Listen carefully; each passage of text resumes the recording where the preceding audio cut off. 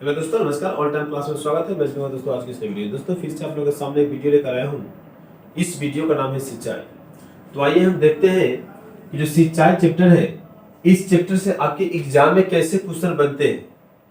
और सिंचाई के नाम सुनकर के आपके मन में क्वेश्चन आता होगा कि सर सिंचाई होता क्या है, या सिंचाई क्यों क्यों किया जाता है, सिंचाई की जरूरत हमारे भारत में क्यों पड़ता है, हमारी इस पृथ्वी पर सिंचाई की जरूरत होता ही क्या है। तो आपके कई प्रकार के आपके मन में जो सवाल उठते होंगे, और इससे रिलेटेड सारे जो भी आपके मन में सवाल उठते हैं, या इससे जितना भी आपके एग्जाम में क्वेश्चन पूछते हैं, वो सारे के सारे में इसमें मैं जो रिकवर कराने वाला हूँ।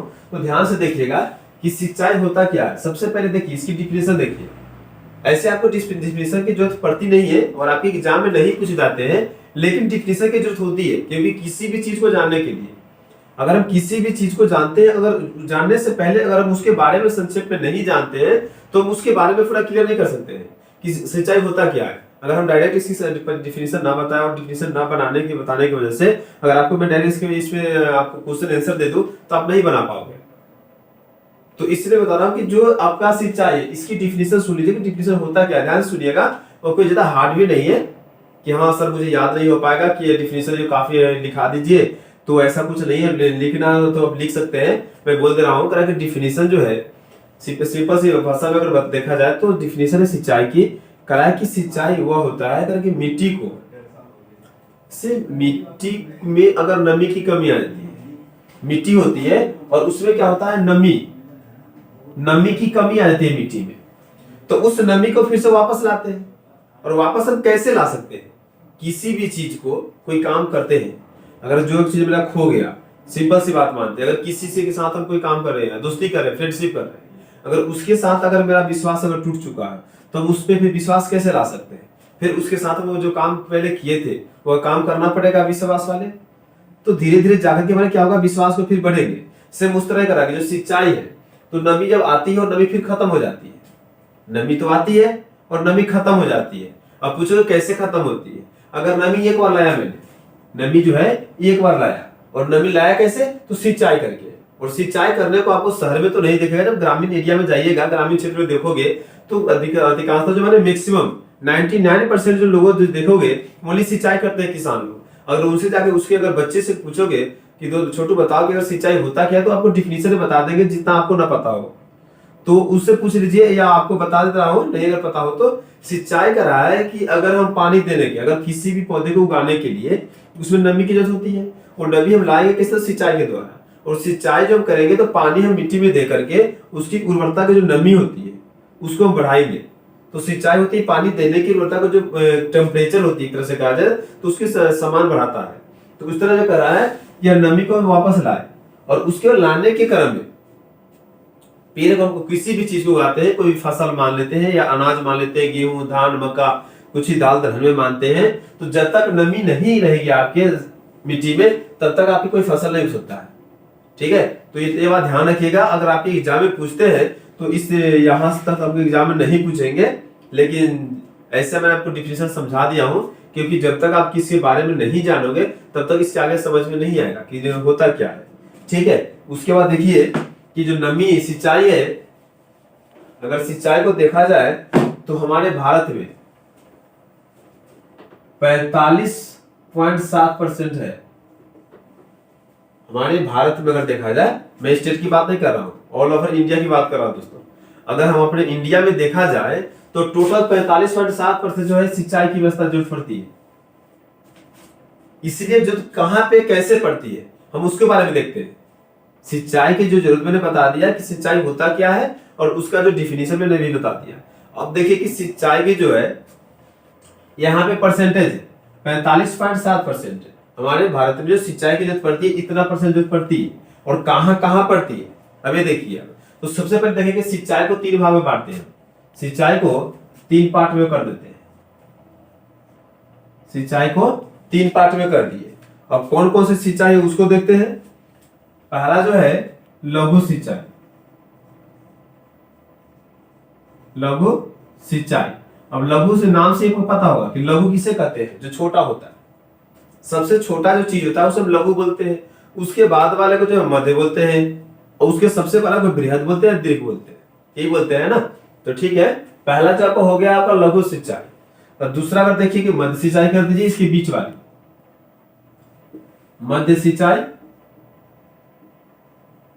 तीसरा कहा है दीर्घ कहिए या बृहद कहिए, दीर्घ सिंचाई। ठीक है, अब तीनों में डिफिनेशन देखिएगा, तीनों में अंतर क्या होता है, ध्यान दीजिएगा कि तीनों में अंतर क्या है, लघु सिंचाई, मध्य सिंचाई और दीर्घ सिंचाई। अब तीनों में अंतर देखेंगे कि अंतर होता क्या है, और इससे हम क्यों दीर्घ सिंचाई बोलते हैं, इससे मध्य सिंचाई बोलते हैं, तो मध्य सिंचाई ही क्यों बोलते हैं, इसके पीछे कोई ना कोई रीजन होगा। ठीक है, तो देखिए कहा है कि लघु सिंचाई में, इसमें क्या होता है कि जो जमीन की जगह होती है, जमीन की जो इस जगह होती है लघु सिंचाई में 2000 हेक्टेयर तक, 2000 हेक्टेयर तक क्या करते हैं, इससे जो अधिक है इसमें सिंचाई नहीं होती है।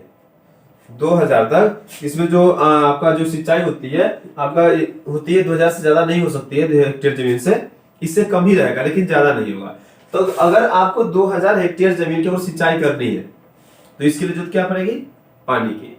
अगर हम थोड़ी सी जगह को सिंचाई करते हैं, अगर मुझे पानी की जरूरत है, अगर सिंपल सी बात है, अगर मुझे 1 बाल्टी पानी चाहिए तो हम कहीं से व्यवस्था कर सकते हैं, लेकिन सपोज अगर मुझे चाहिए, अगर 2 ड्राम चाहिए, 2 गैलन चाहिए, तो हम वहां पे हम कहीं से व्यवस्था किससे ले सकते हैं। वहां तो कम मात्रा था, हमने ले लिया, लेकिन यहाँ पे क्या आपकी अधिक मात्रा है, ज्यादा मात्रा है, तो हम ज्यादा मात्रा में कितना लोगों से मांगेंगे, कितना लोगों से एकत्रित करेंगे। तो इस तरह के जो आपका लघु सिंचाई यानी कि छोटा सिंचाई हो रहा है, यहाँ पे क्या है, ये छोटा सिंचाई हो रहा है। तो छोटा सिंचाई के लिए कितना जमीन जरूरत पड़ती है, 2000 से कम हेक्टेयर की जमीन इसमें आती है। तो इसके लिए जो प्रयोग होते हैं आपके जो पंप सेट होते हैं, पंप सेट जानते होंगे जो गांव में जो बोर्डिंग के साथ जो लाते हैं, जहाँ पे कल वगैरह जानते होंगे, तो उसके द्वारा या तालाब के द्वारा, या तालाब के द्वारा, या जो नहर होते हैं, नहर जिसे बोलते हैं, नहर होते हैं, पोखरी होते हैं जिसे नहर बोलते हैं दोस्तों, तो इसके सहायता से लघु सिंचाई की हम व्यवस्था जो है पानी की व्यवस्था कर सकते हैं। ठीक है, उसके बाद करा है मध्य सिंचाई। और मध्य सिंचाई में देखिए क्या है, इसमें जो कह रहा है 2000 से 10,000 तक के बीच, हेक्टेयर के बीच, 2000 से 10,000 हेक्टेयर के बीच में ये इसकी जो जमीन की जो मात्रा आती है, स्थिति आंकड़ा आती है, आकृति आती है, उस प्रकार की होती है। ठीक है, और उसके बाद जो करा है कि दीर्घ सिंचाई में यह करा है कि 10,000 से अधिक, इससे अधिक या लिमिटेड है, यानी 10,000 से आगे कितना भी जमीन हो वो किस सिंचाई में आएगा, दीर्घ सिंचाई में।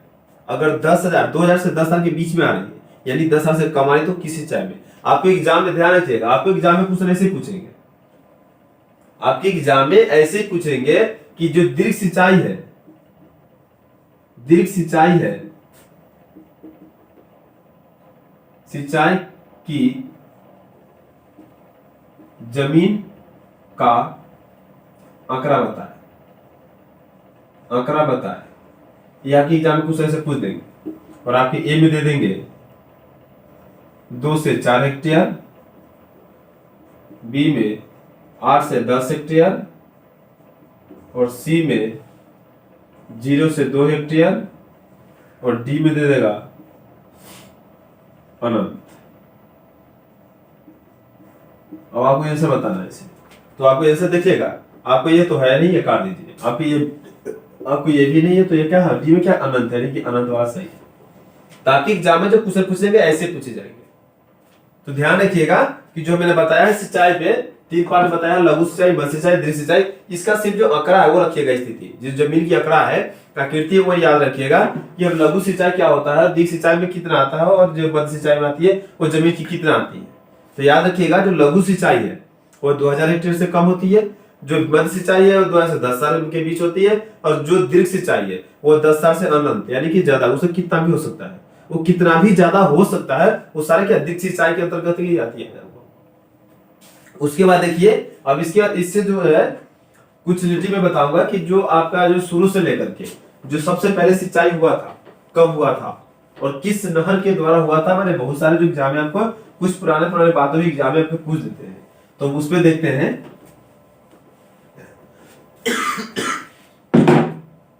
कहना है अगर वर्ल्ड की बात करें तो, अगर वर्ल्ड की बात करें तो सबसे पुरानी नहर, सबसे जो है पुरानी नहर है गंग नहर। गंग नहर है सबसे पुरानी नहर है, ध्यान रखिएगा। ये बहुत ही मोस्टली क्वेश्चन है, आपके एग्जाम में ऑब्जेक्टिव पूछ देंगे, चाहे किसी भी तरह का एग्जाम क्यों ना हो, आपके जीएस का हो, चाहे आपका छोटे लेवल का हो या बड़े लेवल को हो, या जीएस के मतलब किसी भी तरह का एग्जाम हो, लेकिन ये क्वेश्चन आपके एग्जाम में आ सकते हैं और आ जाते हैं। आपके देखिए यहाँ तक कि आपकी आईएएस की जो एग्जाम हुआ था 10 में, फ्री के क्वेश्चन पूछा गया था कि विश्व की सबसे पुरानी नहर का नाम बताएं। तो याद रखिएगा विश्व की जो सबसे पुरानी नहर है कौन सा है, गंग नहर है। सबसे पुरानी नहर कौन है, तो गंग नहर है। तो देखिए अब उसके बाद पूछेगा इसका निर्माण, याद रखिएगा मैंने आपको क्या बताया, सबसे पुरानी नहर तो गंग नहर है। और इसकी निर्माण कब किया गया था, ये कब की बात है, तो 1927 की, 1927 की बात है। 1927 ईस्वी के गंग नहर का निर्माण किया गया था। अब देखिए आपको मैंने बता दिया सबसे पुराना नहर, और कब किया गया था ये बता दिया। अब देखिए जो करने वाला कोई ना कोई व्यक्ति होगा, करने वाला कोई ना कोई व्यक्ति होगा, तो उस व्यक्ति का जो नाम था गंग सिंह। गंग सिंह, यह जो मैं दोस्तों बता रहा हूं बिल्कुल मोस्टली क्वेश्चन है, और आपके एग्जाम में बहुत सारे क्वेश्चन में आ चुके एग्जाम में, आप देख लीजिएगा प्रीवियस क्वेश्चन पेपर उठा करके 2010 के देख लीजिएगा, 12 के देख लीजिएगा, छोटे लेवल छोड़ो बड़े लेवल के जाके देखिएगा, आईएएस के यूपीएससी के एग्जाम में देखिएगा क्वेश्चन पूछे जाते हैं और पूछे भी गए हैं 2010 में क्वेश्चन है। तो ध्यान रखिएगा कि जो सबसे जो बता रहे हैं कि विश्व में सबसे पुरानी नहर है वो गंग नहर है। इसकी जो निर्माण है 1927 ईस्वी को किया गया था, और किसने किया था, तो गंग सिंह ने किया था। इसे देखिए, इससे और कुछ छूट रहा है।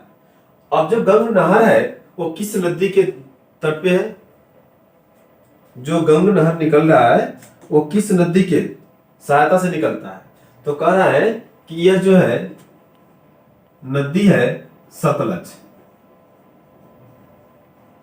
सतलज नदी के सहारे पे, ठीक है, याद रखिएगा सतलज नदी के सहारे पे जो है ये निकलता है, यानी नदी से निकलता है। यानी सतलज नदी जो है उसी नदी से काट करके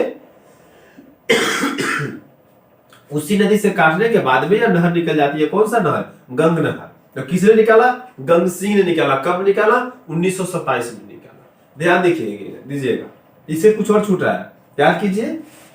आपको मैंने बता दिया सबसे पुरानी नहर, कब निकाला, किसने निकाला, कौन सी नदी।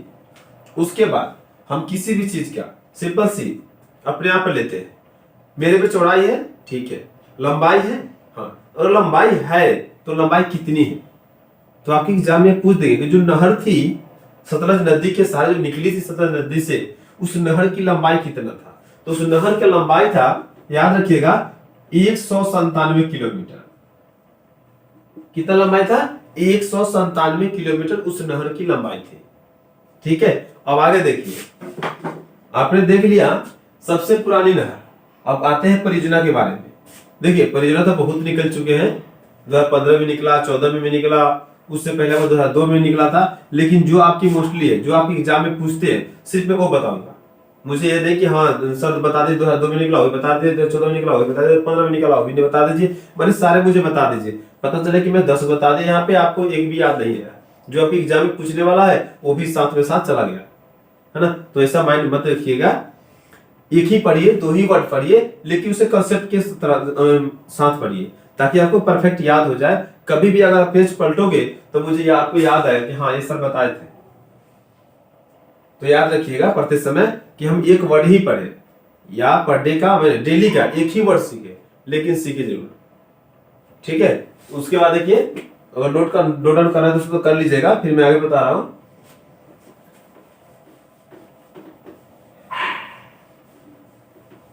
अब नहर बता दिया मैंने, अब आइए परियोजना के बारे में। करा है कि विश्व की, अगर विश्व की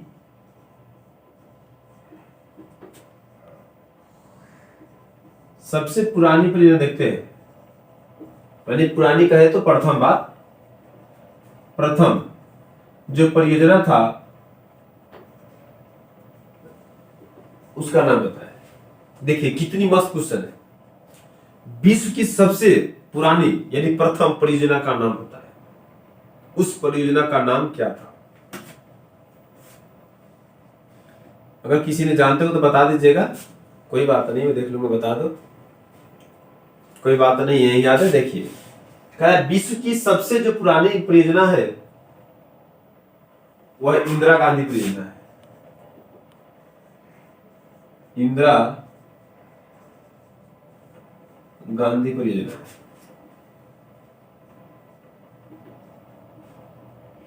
परियोजना है, ठीक है। देखिए कितनी मोस्टली क्वेश्चन है आपको। विश्व की जो सबसे पुरानी यानी सबसे पहले जो परियोजना निकला था वह इंदिरा गांधी परियोजना था, या तो बोले हम तो इंदिरा गांधी नहर भी बोल सकते हैं, तो एनीवन कुछ भी बोल सकते हो आप, वो आपके ऊपर डिपेंड करता है। आपके एग्जाम में पूछेंगे परियोजना, नहर नहीं पूछते, लेकिन अगर इंदिरा गांधी रहे, अगर आपसे यहाँ पूछते सबसे विश्व की सबसे पुरानी परियोजना पूछे या नहर पूछे तो आप इंदिरा गांधी पे आंख बंद लगा देना, क्योंकि 100% यह क्वेश्चन आपकी हो सकता है आपकी जो क्वेश्चन पूछने का जो तजुर्बा है वो उल्टा पूछ दे, तो इससे कंफ्यूज मत होइएगा, क्योंकि क्वेश्चन को जो पूछने वक्त क्या होता है यह हमेशा उलट पलट कर देते हैं, और अधिकांशतः जो बड़े बड़े एग्जाम होते हैं उसमें ही उलट पलट करते हैं, छोटे एग्जाम में कोई दिक्कत नहीं है। और जिसमें आपको कॉन्फिडेंस होगा ध्यान दीजिएगा, उसी को क्वेश्चन जो है पलटते हैं, क्योंकि बच्चे उसमें ही सबसे ज्यादा मिसमैच करते हैं। उसके बाद कर रहा है इसका जो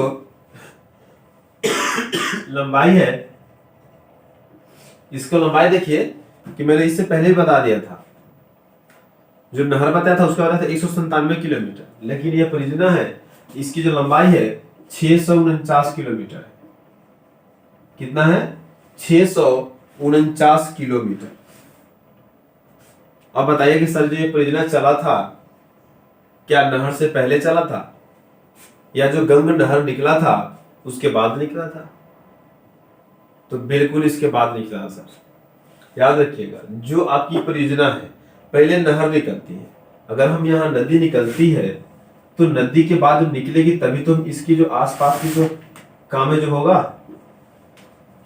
अगर नदी नहीं निकलेगी तो इसके आसपास के काम कहां से होगा? तो सबसे पहले मुझे जरूरत किसी पड़ती है? नदी की जरूरत पड़ती है। तो जो हमारा नहर है यह सबसे पहले निकला कब? 1927 में। उसके बाद यह परियोजना था, यह जो है परियोजना, इसके साथ जो पड़ा हुआ है वो परियोजना है इसके साथ। तो ये आया कब था ये देखिए, करार की जो ये आया था, यह जो आया था दोस्तों 30 मार्च 1958 ईस्वी को इसका निर्माण किया गया था। इसका निर्माण किया गया था। कब किया गया था? 30 मार्च 1958 ईस्वी को निर्माण किया था। और निर्माण किया किसने था? तो 1958 में याद रखिएगा, ध्यान दीजिए और याद कीजिए उस समय हमारे गृह मंत्री कौन थे।